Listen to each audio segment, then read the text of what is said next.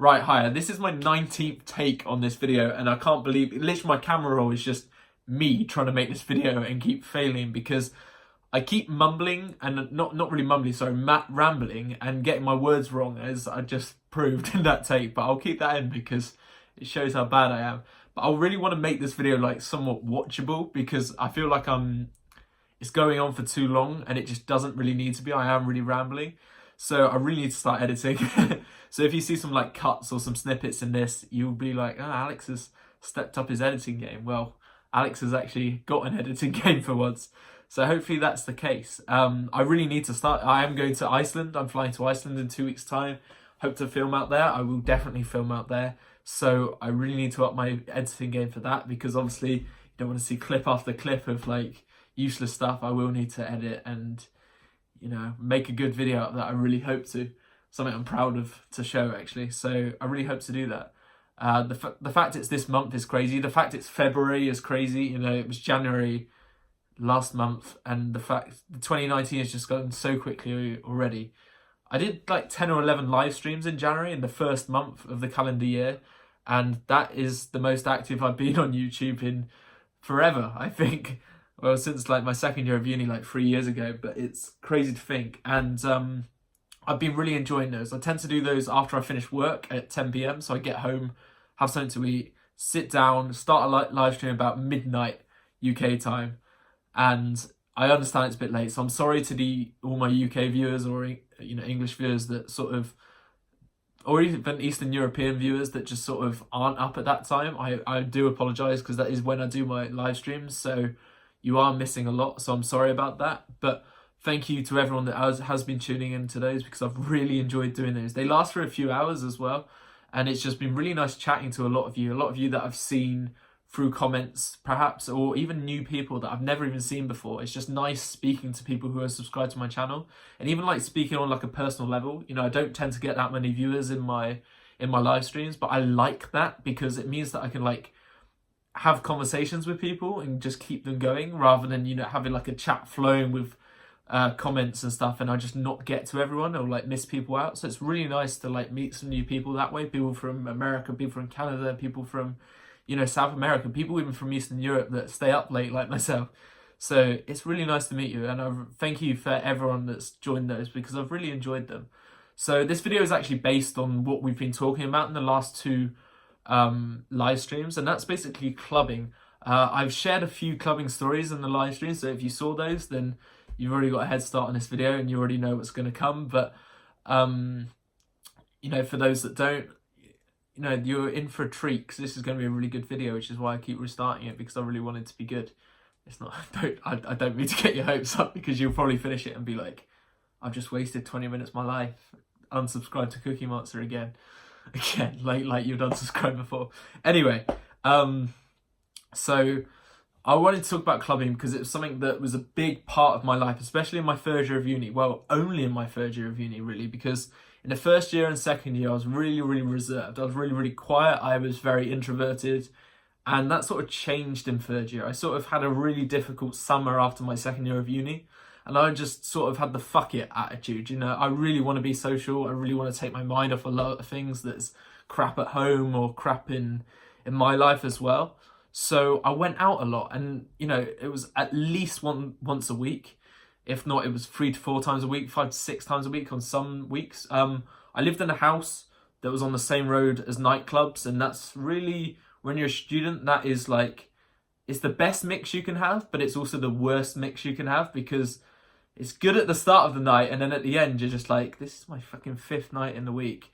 Look at your bank balance, and, you know, you're in your overdraft again, and you're freaking, you know, by the toilet seat. But anyway, don't need to go into the details. But what we, you know, why it came up in the live stream, and, you know, obviously because this is mainly like a channel that I talk about asexuality, and a lot of my subscribers tend to be as well, and a lot of people that come to my live streams are as well. So it's nice to bring that into things and talk about it more because it's not spoken about enough. So the reason it came up in live streams is like, you know, Alex, you've done videos about, you know, bringing girls back or bringing back girls to your house or going around a girl's house after a night out. You know, how would you do that? Why, you're asexual, you know, you don't sleep with them. And you're right, I don't sleep with them.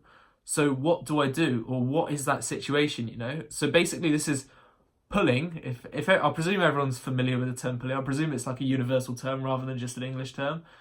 But pulling is basically when, say, on a night out, you find somebody, whether it's a guy or a girl, and you get close to them physically and perhaps go home with them, or they come back to yours, and you basically fuck is the, you know, short answer for that. And obviously I'm a virgin. I mean, I may say I don't choose to do that, you know. It's something I've never experienced, and it's obviously I have pulled in nightclubs, but just not to that extent, if that makes sense. So I'm about to explain to you what my mindset is when it comes to nightclubs, when it comes to nights out, and on pulling, and how it differs from like the, you know, because I mean I've lived in uni accommodation for 3 years, and basically I've seen it all. So I didn't think it was like, I thought when people talked about pulling on nights out, I thought it was like, to put it bluntly, you know, do you know Jay, if you know Jay, if you watch The Inbetweeners and you know Jay from The Inbetweeners, he like bullshits a fucking lot, right? He always bullshits, and he's just like saying, oh, I've shagged like fucking 8 Romanian girls in the last week or whatever. You know, he comes up with all this rubbish, and I have no idea where that statement came, but that's just an example. So he comes out with all this rubbish, and I thought that was like pulling. So I thought that, you know, when guys said that, oh, they pulled a girl last night, they pulled this or whatever, I thought it was over exaggerated. I thought maybe you got a girl's phone number in a club. I never thought it was one of those things where you'd make out with girls in the club, bring them home, and they stayed a night, and that's it. You know, I never thought that was a thing, because maybe because of my asexual mindset, maybe because of my naivety in that area, but it's true. And living in 3 years of a uni accommodation, so many times a lot of my flatmates would bring a girl back, or, you know, I tended to live with guys, but, you know, when I did live in girls, especially in second year, there would be flatmates of mine that would bring guys back to the house, and it would just be like, how is this, you know, they would meet on that night and they'll bring them home, and basically fuck all night, and then that would be it. And then they'll say goodbye to the guy in the morning or the girl in the morning, and that would be it. So I saw of this and just feel like, hang on, it's a real thing people do. And in third year I experienced it, and in third year I went out a lot, as I say, and I did pull. Believe it or not, I am saying these words and it's the truth. I did pull. Yeah, it's hard to believe, I know. So my fear of it. So I've been back to girls' houses or their accommodation, and I've had girls come back to my accommodation, and it's still weird. It's weird me saying that, because from first and second year, if I had told myself, you know, if I'd gone back to myself then and saying, Alex, in third year, you're going to pull 20 plus girls in that year, and you're going to, you know, have made out with them in clubs and stuff like that, I wouldn't have believed that. In second year, I literally just had my first ever kiss in second year. I was only 19. I was 19 years old when I had my first kiss, which is perceived as somewhat old here in the UK. You know, to have that is, you know, it's weird. It was weird. So the fact that I went from that to, you know, like I say, pulling 20 plus girls, after that, I wouldn't have believed you. And it's something that, you know, it's weird to think about that, you know, it's such a change in such a small amount of time. So I wanted to say my mindset on it. So basically I get jealous when I look at my friends, perhaps in relationships, perhaps with girls or whatnot like that, because I never experienced that, but I still get attracted and I still get turned on. I still like the female body. I still like kissing. I still like making out. I still like hugs. I still like everything like that, right? I like the build up a lot, but I just didn't like, let's just say, the end product. So I tried it, you know, I went to a club and, well, not look to pull, but like sort of, I had it on my mind, like it wouldn't be such a bad thing if I did meet a girl that I really liked or was attractive. Obviously, I need to talk to them first. It wouldn't be just like, you're attractive, come here. But, so it happened a few times, and I'm going to tell you a few stories, and maybe I'll turn it into more like a series. So I'll do like one story here, and then one, because otherwise it's 10 minutes long already. So I mean, I'll stick to one story here, and let's just do the main one. Yeah, well, right. So this wasn't the first time I pulled in a nightclub. So by this time, I pulled a few times in a nightclub beforehand, and I met this girl on a night out. So I met this girl on a night out, and she was sweet, she was hot, she was cute. We had a lot in common. We were studying the same course. So she lived quite close to me as well, like really, really close to me as well. It was around Christmas time where we met, where like end of November, something like that. And so we started speaking in the club and started getting close, and so obviously I was getting close to this girl, and like one thing led to another, and we just started like making out in the club, right? As it happens, it's surprisingly common. Like it just happens, and it's still weird to think. But anyway, she was lovely and everything like that. As I say, had a lot in common, and even this is a weird side story actually. Her friend also wanted to meet someone that night, so she was just like, "Oh, do you have any friends, that you could set up with my friend?" And I was just like, "Oh, yeah." So one of my friends got set up with her friend as well, and they're together to this day. Like 3 years later, over 3 years later, they're still together, those two people. So if he wasn't out that night, or if I hadn't said, yeah, this friend's cool, then that wouldn't have happened. So the fact that it's can go for 3 years, I want to take some credit for that. But anyway, it's just a little side story. So anyway, we're speaking for a lot of the night. We were together for the whole night, dancing together, boogieing together, chatting, learning about each other more. And she goes, "Do you want to come back to mine?" And I was just like, "I would."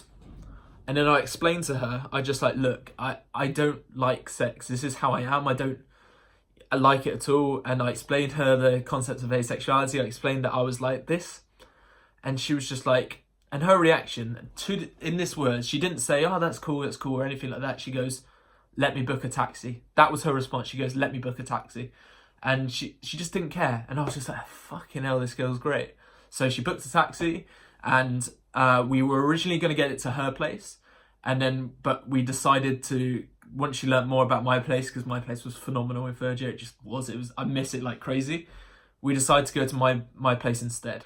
So we're at my place, and obviously we're chatting for some more, and we were kissing some more. It was lovely. And obviously this was at like 7 o'clock in the morning this time, after like all the clubs and shut and everything like that. And we were getting close, and I had to go to my lecture at 9 a.m. So I went to my lecture, and she said, "Oh, I'll stay here. I'll stay in your bed." I was just like, "All right, yeah, sure, why not?" So I went to my lecture, and I was half expecting me to come back and she'd be gone. But no, she stayed in my bed. I came back from my lecture, started speaking some more, said goodbye to her after we'd hung out some more. And we met up a lot, and we were speaking for like, over Christmas even. As I say, this was in November, speaking over Christmas, and we met up a lot, saw each other a lot of occasions. And it's crazy that this stemmed all from just meeting her on a night out. And in January, once we both came back, I put a Snapchat story, which was like, "Thank you for 2,000 subscribers, I think it was." And she was just like, "Oh, what's this? Well, what's 2,000 subscribers? Like, you've got a YouTube channel?" And I'm just like, yeah, I've got a YouTube channel, And I linked her to it, and linked her to my videos, because obviously I'd told her I was asexual and everything like that. And she was just like, "The fuck is asexuality? What is all this shit?" And I was just like, "It's what I am, we've been through it, I've talked about this, and it's just how I feel." And she was just like, "Wait, so you never want to have sex? You never want to?" I was like, "No, I've never had an urge to, I never want to, I never want to do any of this." And she goes, "What the actual fuck is wrong with you?" And I was just like, "What?" And she goes, she just thought basically that I was just nervous, that she knew that that was a virgin, and she thought I was like easing into it. So she just thought that I would want it, but like it would give me time. So she was basically waiting. And then once she found out, that's it. That was it. That's what happened with our sort of, she was lovely and everything, but once she found that out, that was it. So she cut me off from everything and called me some names. It wasn't very nice. It wasn't a very nice experience, but again, you learn a lot, you know, you learn a lot. And she was lovely, and fuck knows where I'd be if I did love sex or did like sex. It's weird to think. Like, I had a lot of memories of her over that month, and it all just vanished like that because of one little detail. And it sucks, but it's the truth. But anyway, this is like the first episode of stories. So I'll probably do a second part or a second episode, and I will do more episodes because I like it, and I've got a lot of stories to tell in that department and a lot of different reactions. So I hope you enjoyed it. Let me know if you want to see more. Give a thumbs up if you have got to this stage of the video. Let me know what you think in the comments. It's surprisingly common. Like I say, when you're 8, it's just something that you've got to freaking live with, and that's what happens when, you know, you do pull a girl in club or in a club or whatnot. It's just a lot just do want sex, and it's such a huge part. So the fact that I got to like a month speaking to her was the longest, and it was a month is a surprise. You know, it sounds not really insignificant, but it is a long period of time when you're like seeing someone like for a while. So what we had was nice. You know, obviously I wasn't a relationship or anything like that. I was just seeing her, but it was nice, and I miss it, and it sucks that it came to an end because of that. In future stories, there's girls that I've met on nights out that I've gone out for dates with. There's girls that, you know, that have rejected me right there and then that I've taken, but you'll learn about that, and I'll tell some more stories. So stay tuned for that, and thank you for watching, and I'll speak to you very soon.